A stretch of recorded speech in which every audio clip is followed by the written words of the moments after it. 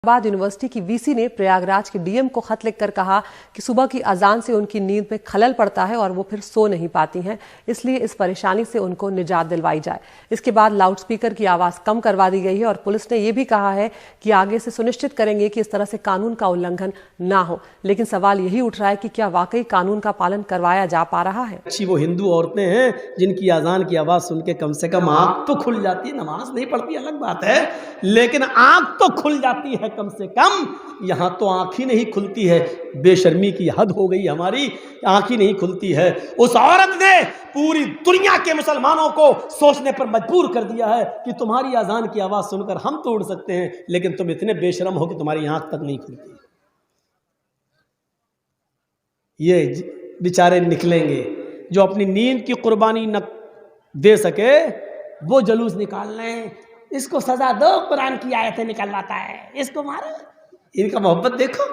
जो अपनी चादर अपने ऊपर से हटाकर मस्जिद में न जा सके, वो बेचारा कह रहा है कि इसको फांसी दो, फांसी दो। और जो फजर में सोता रहे उसको क्या करो? गले लगाओ, हैं? उसको गले लगाओ। हजरत उमर फारूक के दौरे खिलाफत में एक शख्स की फजर की नमाज की एक रकात छूट गई थी बस। हजरत उमर नमाज पढ़ा रहे थे तो वो देर से आया। अमीरुल मोमिनीन ने जब सलाम फेरा तो उसकी एक रकात छूट गई थी, उसने पूरी कर दी। एक रकात छूटी थी फजर की, पूरी की। हजरत उमर ने सीआईडी से कहा, अपनी खुफिया पुलिस से, जिसकी एक रकात छूट गई उसका नाम नोट करो तो डायरी पे। कहा क्या बात कर रहे हो? प्रयागराज में क्लाइव रोड की इस मस्जिद से सुबह 5:30 बजे के करीब होने वाली अजान से इलाहाबाद यूनिवर्सिटी की वीसी साहबा की नींद में खलल पड़ता है। मस्जिद उनके बंगले के पास ही है। उन्होंने डीएम को एक खत में लिखा है कि रोज सुबह करीब 5:30 बजे के आसपास मस्जिद के मौलवी की अजान से मेरी नींद टूट जाती है और फिर नहीं आती। नतीजे में मुझे सिर दर्द हो जाता है और दिन के काम पर भी असर पड़ता है।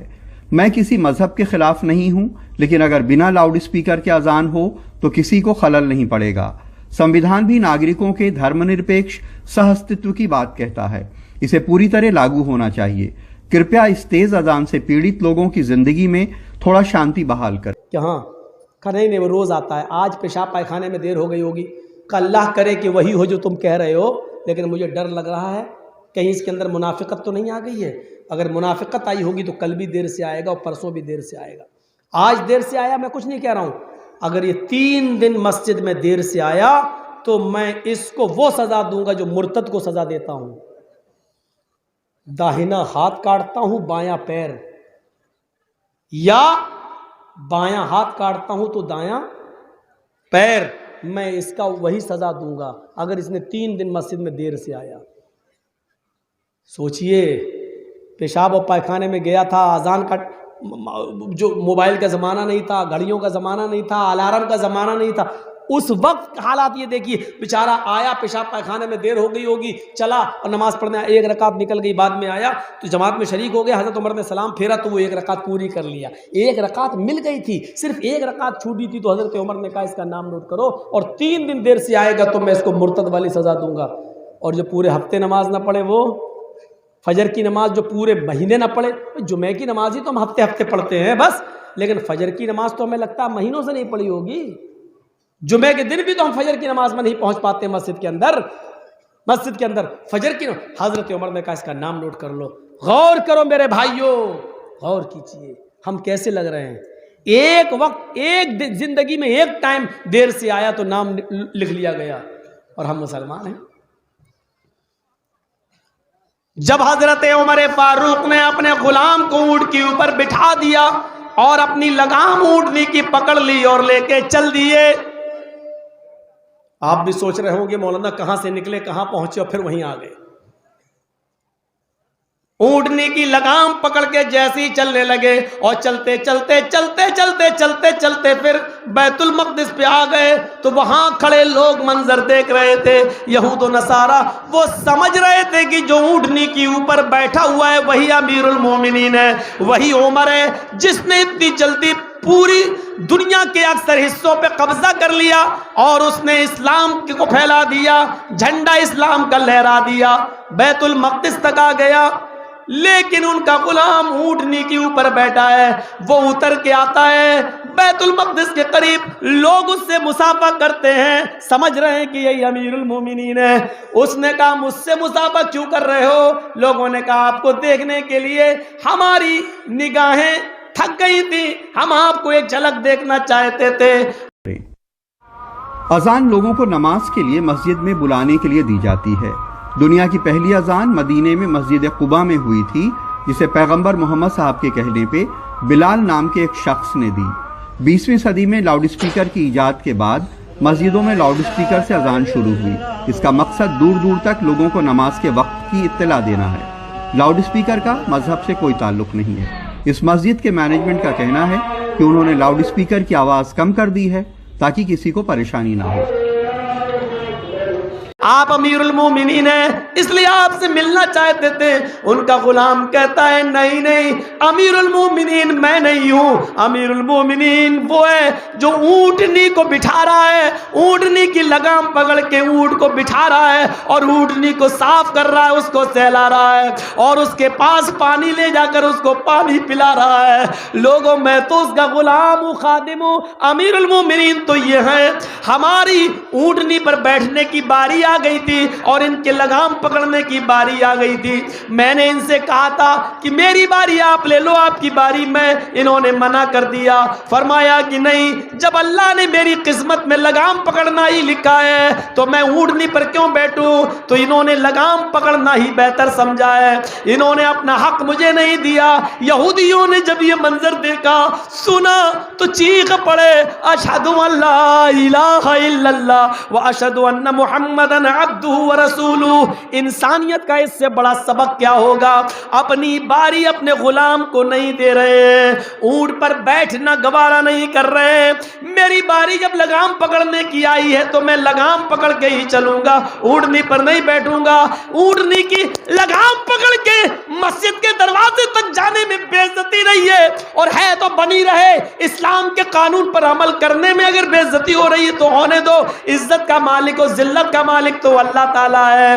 میرے پیارے ساتھیوں، یہ اس امیر المومنین کی سادگی کا حال ہے جس نے 22 لاکھ مربع میل پر حکومت کر کے دکھائی، جس میں آپ کا چائنا بھی تھا، آذربائیجان بھی تھا، عراق بھی تھا، ایران بھی تھا، مصر بھی تھا، فلسطین بھی تھا، سیریا ملک شام بھی تھا، مصر بھی تھا۔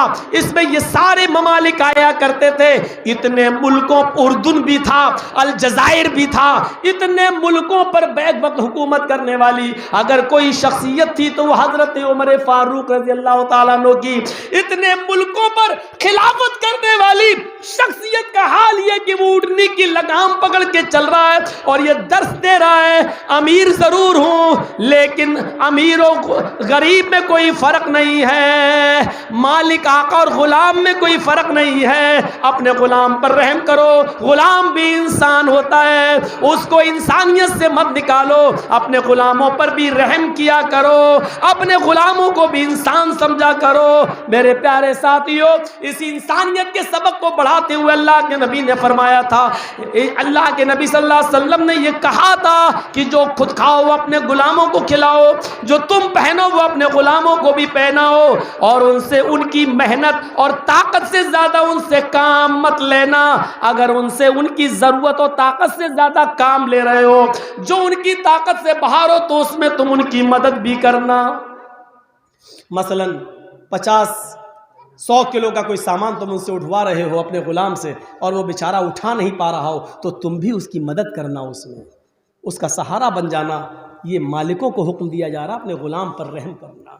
انسانیت کا اس سے بڑا سبق اور کیا ملے گا؟ انسانیت کا سب سے بڑا سبق اس ذات نے دیا جس کی تعلیم کا یہ اثر ہے، ارحموا من فی الارض یرحمکم من فی السماء۔